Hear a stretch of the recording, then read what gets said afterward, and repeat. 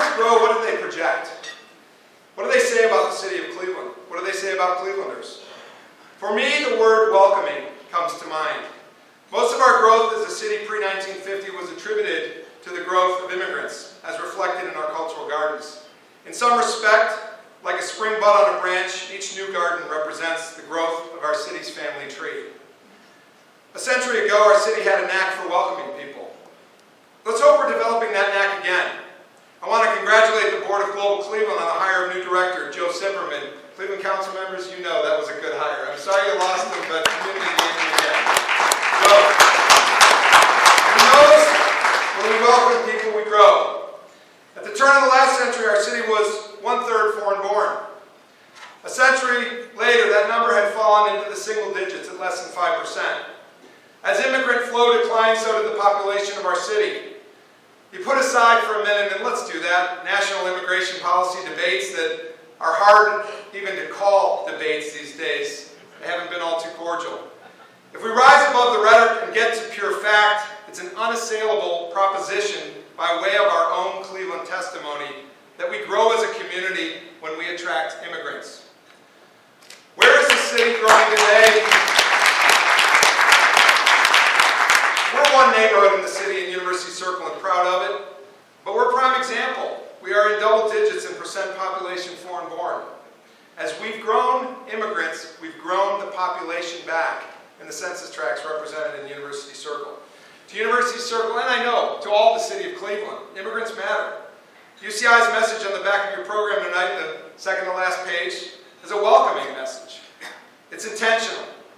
With, again, the city's blessing, we are going to, on every pole banner in University Circle, on every wallscape we can do, we're going to welcome all summer long and all year long those coming to Cleveland with a message that we are an international city of many languages and many people and many races and faces. So you'll see that image all throughout the neighborhood in the days to come. One of the great legacies of the Cleveland Cultural Gardens happened after the Second World War. You know it. Beyond their natural physical beauty, the gardens became a symbol of peace. Dagmar and Natalie, I was talking to you earlier tonight, the Peace Gardens is a heck of a good idea. And we've been doing it. One World Day celebration was created in 1946 to celebrate peace through mutual understanding. Our One World Day even went international, recognized with the United Nations resolution in 1947. This was the generation before us advocating for a day that would celebrate Cleveland in peace, in brotherhood, in sisterhood. The UN picked up on it in 1947 and honored us with a resolution. This year, also in our centennial, we celebrate the 70th anniversary of that One World Day. So as you remember our 100th, remember the 70th of One World Day. We will in August. When you think about what happens locally on our One World Day, could anything possibly be needed more now than this? A celebration of each other through song, customs, parade, a path of peace where we leave hate behind. Some of you have read the book. We leave hate behind. Culminating often in naturalization services that we celebrate in support of each other. A message of welcome, a message of peace. Unquestionably, the Cleveland Cultural Gardens demonstrate perseverance. Their names are reflected in the 29 dedicated gardens. Eric, I told you I'm going to do this. I want you to raise your hand if you affiliate, and whether it's in your ethnicity or you affiliate with it, let's talk about it. Let's talk about all the gardens that have been dedicated. Anybody affiliated with the African American Garden? Please, thank you for your work. Albanian Garden. There she is. There they are. I knew it, don't I? American Garden. Right here. All right. American Legion. Armenian. Azerbaijanian. British. Chinese. Croatian. Czech. Estonian. Finnish. German. Greek. Hebrew.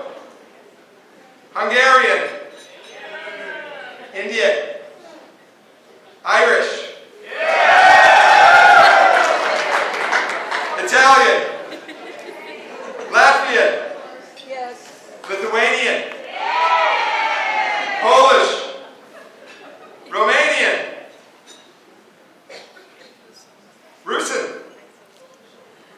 Serbian, Slovak, Slovenian, Syrian, Ukrainian. Those are the gardens that have been dedicated. Give yourselves that have been dedicated a round of applause.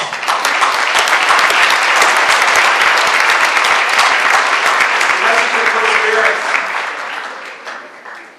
And now for those who have plans and have a dedicated garden site and a capital campaign underway. Raise your hand if you affiliate with them. Russian garden, hoping to break ground this May.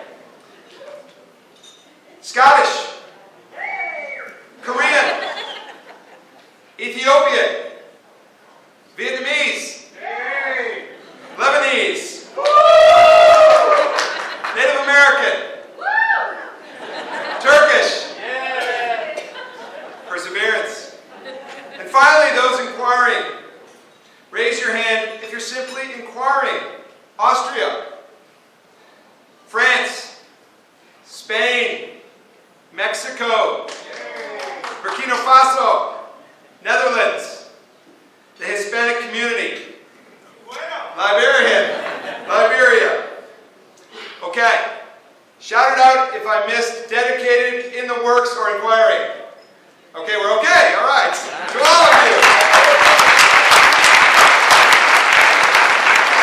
As the mayor knows, and a lot of you know, tonight in New York City are the Rock and Roll Hall of Fame inductions.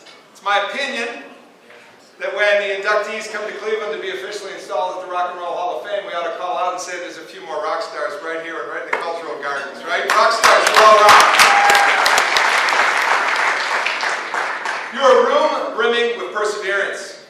Because of you, gardens are being planned and dedicated at an unprecedented rate and maintained by you. You can't build it and then not maintain it. It's tireless work, a band of tireless volunteers you are. Our community owes you all a debt of gratitude. Welcoming, peace, perseverance. A fourth word that comes to my mind when thinking of the garden is journey. From the African American garden being shaped, which chronicles a journey overseas against one's will, to the journey of fugitive slaves, a story to which this very area of the city played a significant role in the history of the Underground Railroad, to the story of freedom on the road to a city called Hope. In a later generation, the Great Migration North.